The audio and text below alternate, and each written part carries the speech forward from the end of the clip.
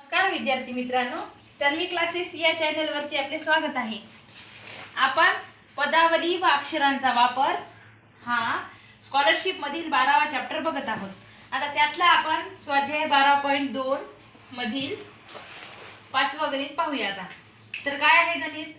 पुढीलपैकी कोणती संख्या कंसामध्ये आपल्याला एक पदावली दिलेली आहे 13 × 5 + 27 भागिले 9 वजा 2 पुन्हा कंस बंद भागिले 11 या पदावली बरोबर आहे।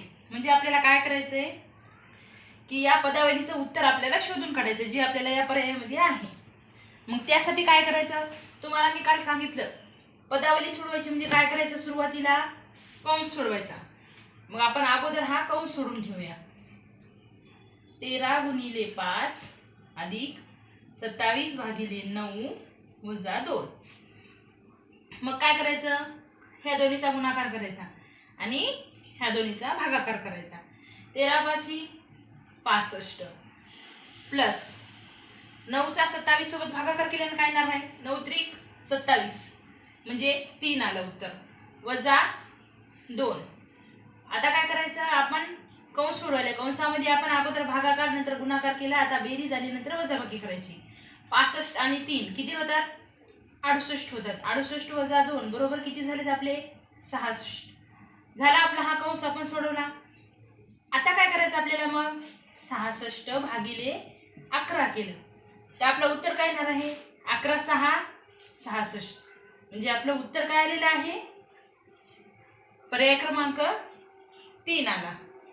आता बघा पुढचं गणित काय दिलेलं आहे आपल्याला, कंसामध्ये 115 वजा 115 कंस बंद भागिले 10 × 5 काय करायचं, मग 115 वजा 115 काय येणार आहे आपलं उत्तर, आपण कंस सोडून घेऊया अगोदर। 115 वजा 115 बरोबर काय आहे 0। आता आपल्याला काय करायचंय 0 भागिले 10 केलं। एक लक्षात ठेवायचं, भागाकार आणि गुणाकार करताना कधीही 0च येणार, म्हणजे 10 भागिले 0 केल्यावर काय आलं 0। पुन्हा आपण 0 × 5 केलं, आपलं उत्तर किती आलं 0 म्हणजे आपला पर्याय क्रमांक काय राहील 4था राहील। कळलं? आता पाहूया पुढचं गणित। तर काय आहे पुढचं गणित, 8 भागिले 8 अधिक 8 × 8 वजा 8 चे सोपे रूप कोणते? म्हणजे आपल्याला ही पदावली आता सोडवायची। मग काय करायचं, सुरुवातीला आपल्याला भागाकार हा गुणाकार नंतर बेरीज नंतर वजाबाकी।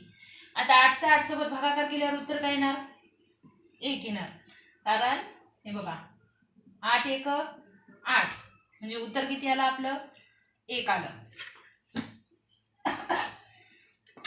आता गुणाकार 8 × 8 = 64 वजा 8 मग काय करायचं 65 वजा 8 याची बेरीज याची वजाबाकी किती होणार आहे 57 येणार। कशी हे बघा वजा 8 केला आपण। आता इथला हाचा आपण इथे घेतला 15तून 8 गेले 7 राहिले, इथला हाचा इथे घेतल्यामुळे इथे किती झाला कमी झाला, म्हणजे 6तून 1 गेला तर किती राहते आपले 5 उरले ना, आलं की नाही 57 म्हणजे आपला पर्याय क्रमांक काय झाला 4था आला। आता तसंच बघूया पुढचं गणित पहा, 8 × 2 वजा 6 कंस बंद भागिले पुन्हा कंस 3 + 14 भागिले 7 कंस बंद या पदावलीची किंमत किती? सुरुवातीला काय करू तर आपण हा कंस सोडून घेऊया। 8 × 2 = 16 आणि हे वजा 6 जशास तसे। 16 मधून 6 गेले किती राहिले 10, हे झाला आपला पहिला कंस।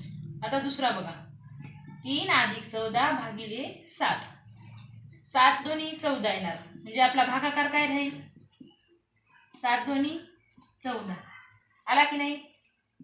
3 + 2 बरोबर किती आलं आपलं 5 आलं। आता काय करायचं, मग 10 भागिले 5 करायचं,